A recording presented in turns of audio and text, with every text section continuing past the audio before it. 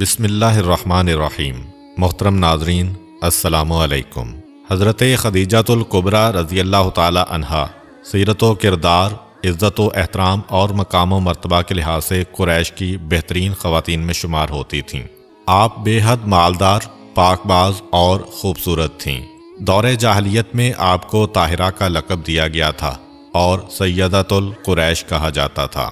آپ رسول اکرم صلی اللہ علیہ وآلہ وسلم پر ایمان لانے والی پہلی خاتون تھیں۔ رسول اللہ صلی اللہ علیہ وآلہ وسلم نے جن 4 خواتین کو جنت کی بہترین خواتین قرار دیا، آپ ان میں سے ایک ہیں۔ روایت کے مطابق جب پیغمبر اسلام معراج پر تشریف لے گئے تو واپسی پر جبرائیل علیہ السلام نے عرض کیا کہ خدا کی جانب سے اور میری طرف سے خدیجہ کو سلام کہیے گا۔ متعدد روایات میں ہے کہ جب جبرائیل علیہ السلام نازل ہوتے تو حضرت خدیجہ کو سلام بھجواتے۔ حضرت عائشہ رضی اللہ تعالی عنہا فرماتی ہیں کہ جب ہم چاہتے کہ حضرت ہم سے خوش ہوں تو ہم خدیجہ کا تذکرہ نیکی کے ساتھ یعنی اچھے الفاظ میں کیا کرتیں۔ حضرت خدیجہ کار رسالت میں حضرت صلی اللہ علیہ وآلہ وسلم کی قابل وزیر اور مددگار تھیں۔ جب لوگوں نے آپ کو تنہا چھوڑ دیا تو وہی آپ کی مونس و غمخوار تھیں، اور جب اہل مکہ آپ کو آزار و تکالیف پہنچا رہے تھے تو وہی آپ کی مدد اور تسلی و تشفی کرتی تھیں، اور اپنے حسن اخلاق سے آپ کو دلاسا و تسکین دیتی تھیں۔ صاحب کتاب انوار نے روایت کی ہے کہ ایک روز حضرت خدیجہ اپنے بالا خانہ پر چند عورتوں اور کنیزوں کے ساتھ بیٹھی ہوئی تھیں۔ یہودیوں کا ایک عالم بھی وہاں موجود تھا۔ اچانک جناب رسول اکرم صلی اللہ علیہ وآلہ وسلم وہاں سے گزرے۔ اس عالم نے کہا کہ ابھی ایک جوان یہاں سے گزرا ہے، کیا یہ ممکن ہے کہ تم اسے یہاں بلاؤ؟ جناب خدیجہ نے اپنی ایک کنیز کو حضرت کے پیچھے روانہ کیا۔ آپ تشریف لائے تو یہودی عالم کی نگاہ مہر نبوت پر پڑی اور وہ بولا کہ میں موسیٰ علیہ السلام کی قسم کھا کر کہتا ہوں کہ یہی پیغمبر آخر الزماں ہیں۔ آپ کے تشریف لے جانے کے بعد حضرت خدیجہ نے اس یہودی عالم سے پوچھا کہ تم نے کیسے جانا کہ یہ پیغمبر ہیں؟ اس نے کہا کہ ان کے اوصاف میں نے تورات میں پڑھے ہیں، ان کے والدین ان کے بچپن میں وفات پا جائیں گے اور ان کے دادا اور چچا ان کی پرورش کریں گے، اور یہ قریش کی ایک ایسی عورت سے نکاح کریں گے جو اپنی قوم میں سب سے بلند مرتبہ، اپنے خاندان کی ملکہ اور صاحب تدبیر ہوگی۔ پھر اس نے اپنے ہاتھ سے حضرت خدیجہ کی طرف اشارہ کر کے کہا، اے خدیجہ، میری بات یاد رکھنا اور کوشش کرنا کہ ان سے تمہارا رشتہ ازدواج قائم ہو جائے، کیونکہ ان کا ساتھ دنیا اور آخرت میں سعادت ہے۔ پھر اس نے چند اشعار پڑھے جو حضرت اور حضرت خدیجہ کے عقد پر مشتمل تھے۔ حضرت خدیجہ کے ایک چچا جن کا نام ورقہ بن نوفل تھا، اپنے دین کے بہت بڑے عالم اور آسمانی کتابوں کے قاری تھے۔ انہوں نے ان کتابوں میں حضرت کی صفات میں یہ بھی پڑھا تھا کہ آپ قریش کی اس عورت سے نکاح کریں گے جو اپنی قوم میں بزرگ و بلند مرتبہ ہوگی، آپ کے لیے اپنی دولت خرچ کرے گی اور تمام امور میں آپ کی معاون و مددگار ہوگی۔ ورقہ بن نوفل کو معلوم تھا کہ وہ دولت مند اور بلند کردار عورت حضرت خدیجہ ہی ہو سکتی ہیں، جن کے ہر شہر و آبادی میں غلام اور مویشی تھے۔ بعض مورخین نے لکھا ہے کہ ان کے 80,000 اونٹ تھے جو مختلف مقامات پر تھے، اور ہر ملک و شہر مثلا مصر، شام اور حبشہ وغیرہ میں ان کے ملازموں منیب تجارت کیا کرتے تھے۔ ورقہ بن نوفل حضرت خدیجہ رضی اللہ تعالی عنہا سے اکثر کہا کرتے تھے کہ تم ایسے شخص کی زوجہ بننے والی ہو جو تمام اہل زمین و آسمان میں افضل و بہتر ہوگا۔ حضور صلی اللہ علیہ وآلہ وسلم کی محبت حضرت خدیجہ کے دل میں مستحکم ہو گئی تھی، مگر آپ اسے ہمیشہ پوشیدہ رکھتی تھیں۔ روایت میں ہے کہ ایک دفعہ حضرت ابو طالب نے حضور اکرم صلی اللہ علیہ وآلہ وسلم سے کہا کہ قوم قریش کا ایک قافلہ تجارت کی غرض سے شام کو جانے والا ہے۔ خدیجہ بنت خویلد قریش کے بہت سے آدمی تجارت کے لیے بھیجتی رہتی ہیں، اگر آپ ان کا مال لے جانے پر آمادگی ظاہر کریں اور ان سے اس سلسلہ میں بات کریں تو وہ اس پر فوراً تیار ہو جائیں گی۔ دوسری طرف حضرت خدیجہ کو کسی طرح حضرت ابو طالب اور حضرت کی گفتگو کا علم ہو گیا، چنانچہ انہوں نے خود ہی پیشکش کر دی اور کہا کہ میں آپ کو دوسروں کی نسبت دگنا مال پیش کروں گی۔ تو حضرت ابو طالب بولے، یہ رزق اور مال تو محض اللہ تعالیٰ کے فضل و کرم سے ہی آپ کے حصہ میں آیا ہے۔ ابن واضح یعقوبی تاریخ یعقوبی میں لکھتے ہیں لوگ کہتے ہیں کہ حضرت خدیجہ نے آپ صلی اللہ علیہ وآلہ وسلم کو اجیر کیا۔ ایسا ہرگز نہیں ہے، آپ کبھی کسی کے اجیر نہیں ہوئے، اور آن حضرت کا سفر شام حضرت خدیجہ کے کارندے کے طور پر نہیں بلکہ نفع و نقصان میں شراکت کے عنوان سے تھا۔ چنانچہ پیغمبر اسلام حضرت خدیجہ کے غلام میسرہ کے ساتھ سفر شام کے لیے نکلے۔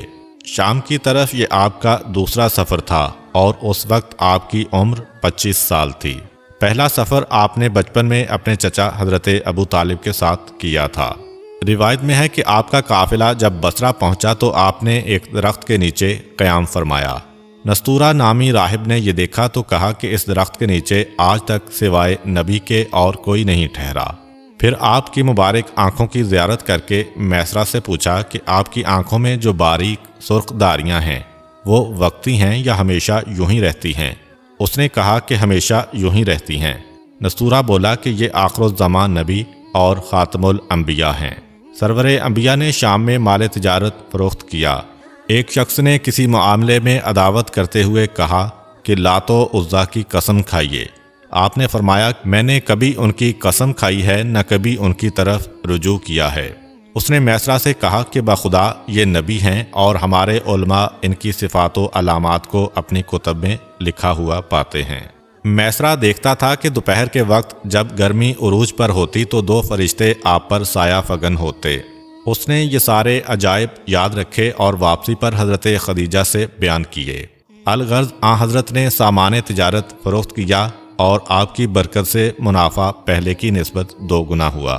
آپ کی واپسی دوپہر کے وقت ہوئی۔ اس وقت حضرت خدیجہ اپنے بالا خانہ پر تشریف فرما تھیں۔ سرور دو عالم کو اس حال میں دیکھا کہ آپ اونٹ پر سوار ہیں اور 2 فرشتے آپ پر سایہ کیے ہوئے ہیں۔ انہوں نے یہ منظر گھر میں موجود دوسری عورتوں کو بھی دکھلایا تو سب حیران رہ گئیں۔ پیغمبر اسلام ان کے پاس پہنچے اور سفر میں حاصل ہونے والے نفع کی تفصیلات بیان فرمائیں تو وہ بہت خوش ہوئیں۔ میسرہ نے سفر کے تمام واقعات و معجزات اور نستورہ راہب کا بیان گوش گزار کیا۔ حضرت خدیجہ بڑی زیرک و دانا خاتون تھیں۔ دل میں آپ کے ساتھ عقد کا پختہ ارادہ کر لیا اور اس ارادہ کی تکمیل کو سعادت دارین سمجھ لیا۔ اس وقت بہت سے لوگ حضرت خدیجہ کے ساتھ نکاح کے آرزومند تھے اور اس سلسلہ میں ہر ممکن کوشش کر رہے تھے، کیونکہ آپ اوصاف حمیدہ کی حامل اور اعلیٰ حسب و نسب کی مالک تھیں اور دولت مندی میں بھی سب پر فوقیت رکھتی تھیں، مگر آپ نے کسی کی طرف بالکل توجہ نہ فرمائی۔ قریش کے جن سرداروں نے آپ کو شادی کے پیغام بھجوائے ان میں سلت بن ابی یحاب، ابو جہل، ابو سفیان اور عقبہ بن ابی معیط وغیرہ شامل تھے۔ حضرت خدیجہ نے آپ صلی اللہ علیہ وآلہ وسلم کے اخلاق و کردار سے متاثر ہو کر آپ کو اپنی ایک کنیز نفیسہ بنت منیہ کے ہاتھ شادی کا پیغام بھجوایا۔ نفیسہ کہتی ہیں کہ جب میں حضور صلی اللہ علیہ وآلہ وسلم کی خدمت میں شادی کا پیغام لے کر حاضر ہوئی تو آپ نے قبول فرمایا۔ نفیسہ نے واپس جا کر حضرت خدیجہ کو سرکار دو عالم کی رضامندی کا مجدہ سنایا تو انہوں نے ایک شخص کے ذریعے آپ کو پیغام بھیجا کہ فلاں وقت اپنے خاندان کے اکابرین کے ساتھ میرے غریب خانہ پر نکاح کے لیے تشریف لائیے، اور ایک آدمی اپنے چچا عمرو بن اسد کی طرف روانہ کیا کہ نکاح کے ولی بن کر عقد کریں۔ پس وہ بھی پہنچے اور سرور انبیاء بھی اپنے چچاؤں کے ساتھ تشریف لائے۔ روایت کے مطابق اس وقت آپ کی عمر مبارک 25 سال اور حضرت خدیجہ کی 40 سال تھی۔ ابو الحسین بن فارس روایت کرتے ہیں کہ پیغمبر اسلام صلی اللہ علیہ وآلہ وسلم اور حضرت خدیجہ رضی اللہ تعالی عنہا کا نکاح پیغمبر اسلام کے چچا حضرت ابو طالب نے پڑھایا تھا۔ حضرت خدیجہ کا مہر 12 اونس سونا اور 25 اونٹ مقرر ہوا، جسے حضرت ابو طالب نے اسی وقت ادا کر دیا۔ یہ واقعہ 27 قبل از ہجرت اور 595 عیسوی کا ہے۔ روایت میں ہے کہ جب تک حضرت خدیجہ رضی اللہ تعالی عنہا زندہ رہیں، رسول کریم صلی اللہ علیہ وآلہ وسلم نے کوئی دوسرا عقد نہیں کیا تھا۔ یہ بھی واضح کر دیں کہ بعض لوگوں کا یہ کہنا بے بنیاد اور غلط ہے کہ حضرت خدیجہ نے حضور کے عقد میں آنے سے پہلے 2 شادیاں کی تھیں اور دونوں خاوندوں سے آپ کی اولاد بھی تھی۔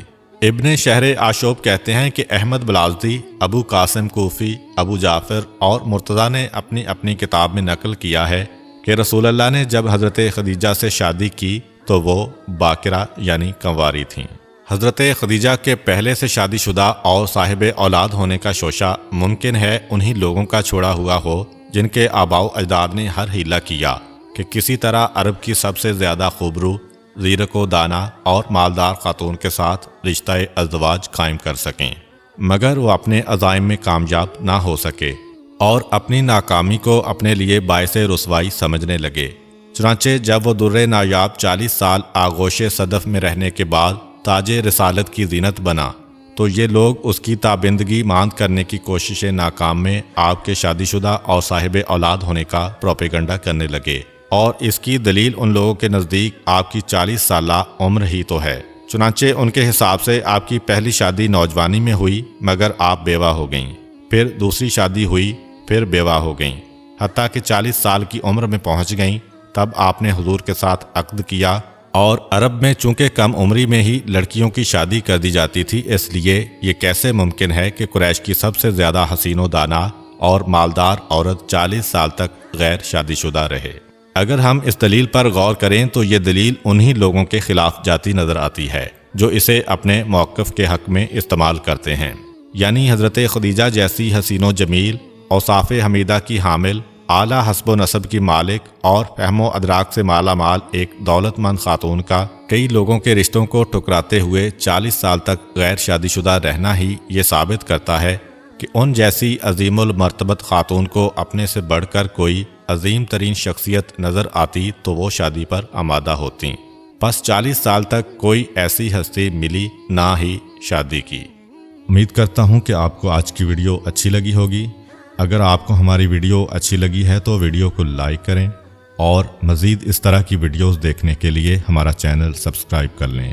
ملتے ہیں نیکسٹ ویڈیو میں، اجازت دیجیے، اللہ حافظ۔